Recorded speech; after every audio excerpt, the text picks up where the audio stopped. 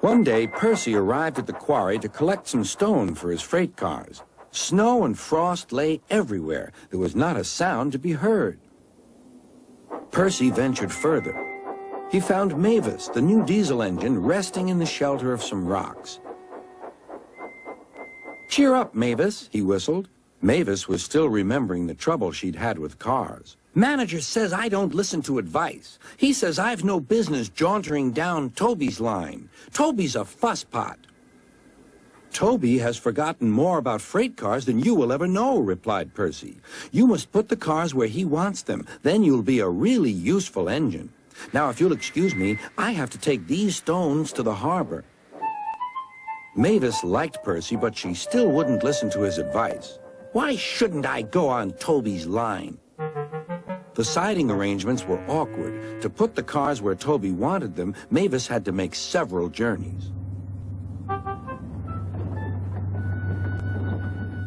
She started making a plan.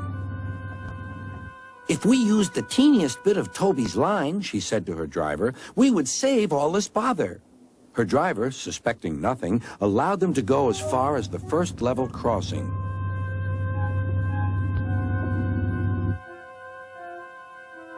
A few days later, the weather changed. As the snow melted, the quarry grew busy again. Some trains were so long that before leaving the cars for Toby, Mavis had to go beyond the level crossing with them. Now for her plan. She would go further down the line without it seeming her fault.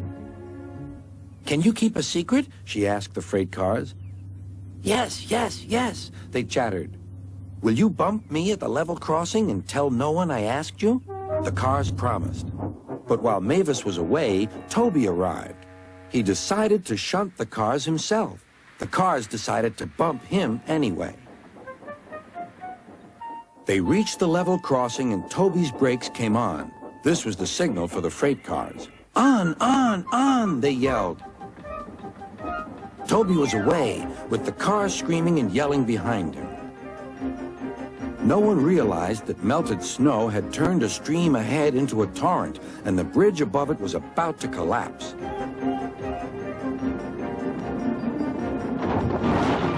The rails were now like a tightrope across the thundering water.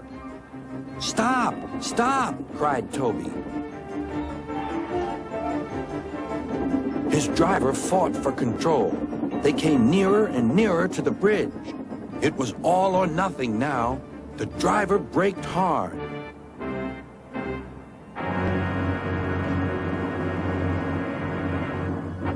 Toby stopped, still on the rails, but with his wheels treading the tightrope over the abyss. Mavis was horrified and quickly came to the rescue. Workmen anchored Toby with ropes while she pulled the freight cars away. Then she helped Toby to safety.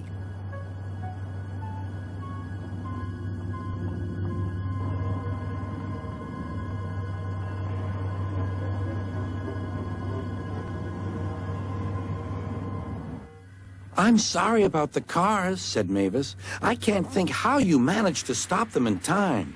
"Oh, well," said Toby, "my driver told me about circus people who walk tightropes, but I just didn't fancy doing it myself." Later, Sir Topham Hatt arrived.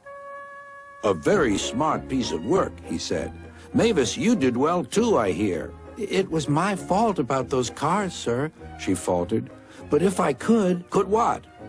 "Come down the line sometimes, sir. Toby says he'll show me what to do." "Certainly," replied Sir Topham Hatt, "if your manager agrees." And so it was arranged. Now Mavis is as happy as can be, and Sir Topham Hatt thinks she's really useful indeed.